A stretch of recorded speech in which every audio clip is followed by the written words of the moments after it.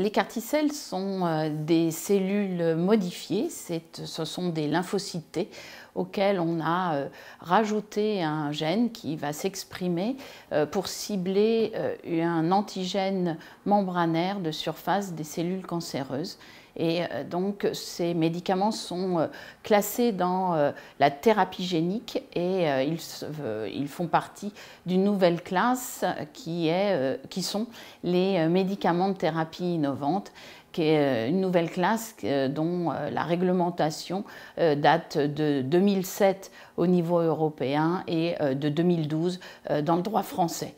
Donc ces médicaments ont été utilisés pour la première fois en France dans le cadre d'essais cliniques en 2016 et puis un peu plus largement en 2018 dans le cadre d'une AMM. Et donc à l'heure actuelle, 2 médicaments sont commercialisés.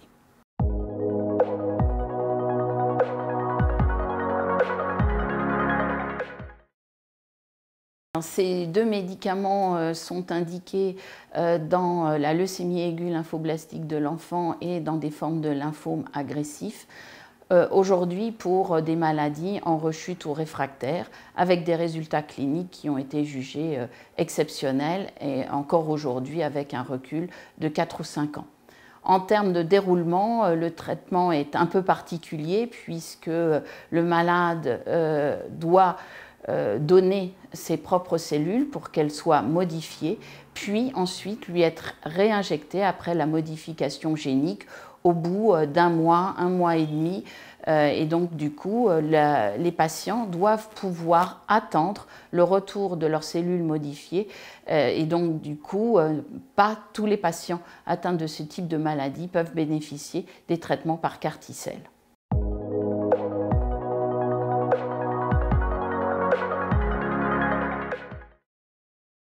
Les nouveautés, enfin les actualités, sont un 3e carticelle qui est disponible dans le cadre du traitement du lymphome du manteau et 2 autres qui arrivent dans le traitement du myélome. Donc là encore pour des hémopathies et les recherches s'accélèrent dans le traitement des tumeurs solides, où l'utilisation des carticelles est un peu plus compliquée puisqu'il n'y a pas qu'un seul antigène tumoral, mais les recherches s'accélèrent et bientôt les premiers essais cliniques vont pouvoir être mis en place.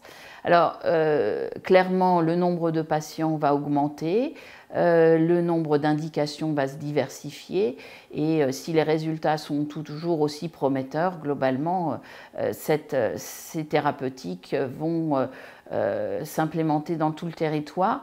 Il faut noter qu'aujourd'hui, c'est plus de 20 à 25 centres qui se sont coordonnés pour pouvoir offrir cette thérapeutique aux patients. Et donc aujourd'hui, tout le territoire a un maillage de centres qui peuvent faire bénéficier aux patients ce traitement.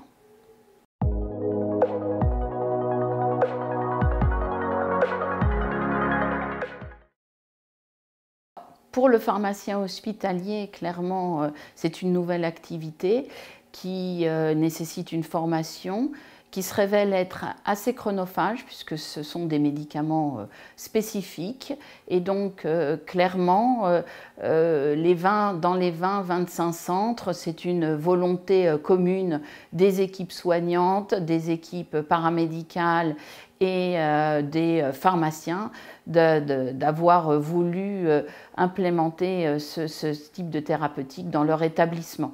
Et c'est vraiment multidisciplinaire et si chacun n'est pas volontaire pour s'organiser, ça sera sans doute compliqué.